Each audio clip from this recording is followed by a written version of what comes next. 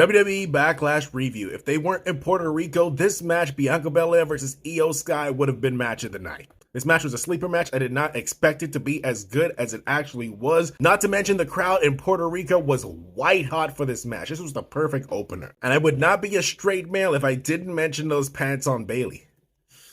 Woo. It was great action. Going into the match, I had no doubt Bianca Belair would win. During the match, however, it looked like Io Sky might take it. This is the most believable Damage Control has ever looked as a threat. Ever.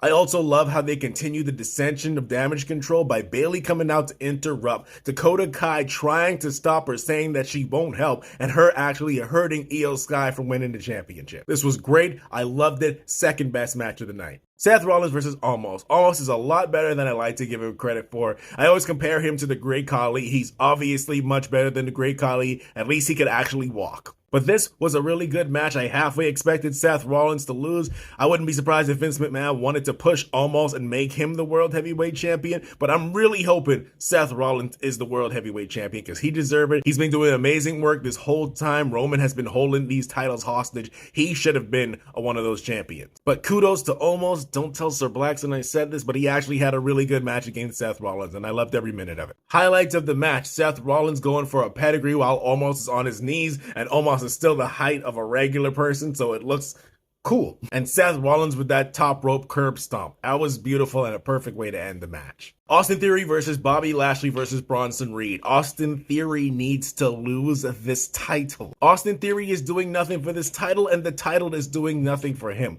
Put the title on Bronson Reed or somebody else that actually needs the title. Arguably, Austin Theory should be battling in the main event. Austin Theory should be going for the world title. He should have never downgraded and went back to the US title, and the fact that they still have him holding it is ridiculous. He should be moving on right now. That being said, it was a great match. Awesome combos from Lashley, Reed, and Theory. Highlight of the match, Bobby Lashley got Austin Theory in the Hurt Lock. They end up on the floor. Austin Theory rolls out of the Hurt Lock, try to pin Bobby Lashley. Bronson Reed gets Bobby Lashley with a splash off the top rope. Rhea Ripley versus Zelina Vega. The crowd was white hot for this match. They were loving Zelina Vega, and I almost thought that she was going to win the title here. I mean, it doesn't make sense to take the title off of Rhea Ripley this quickly, but the way the crowd was acting, man, and how emotional she was getting, I really thought Zelina was going to take it. Awesome back and forth. Zelina even had the slipper at one point. It really looked like she was going to win after she hit that 619 and hit her move from the top rope. It looks like it wasn't meant to be, but hopefully this means Zelina holds the title in the future because she is definitely on that level after this match. She proved it.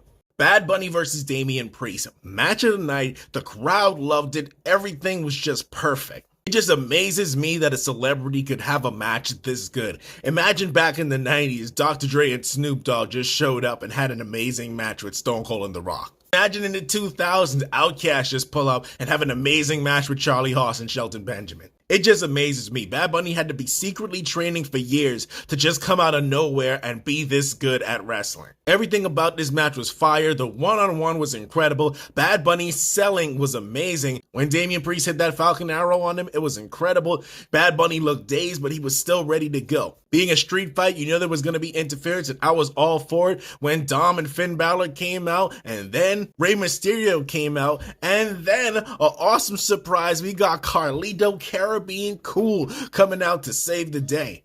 I'm really hoping this isn't just a one-off. Carlito is in the best shape of his life, and I would really love to see him in the WWE, possibly in the world title picture. That wasn't even it for the surprises. Savio Vega came out, hit his moves beautifully for his age and his shape, and had the LWO out there to back him up. This was just great. I loved every minute of it. The crowd loved every minute of it. This was match of the night.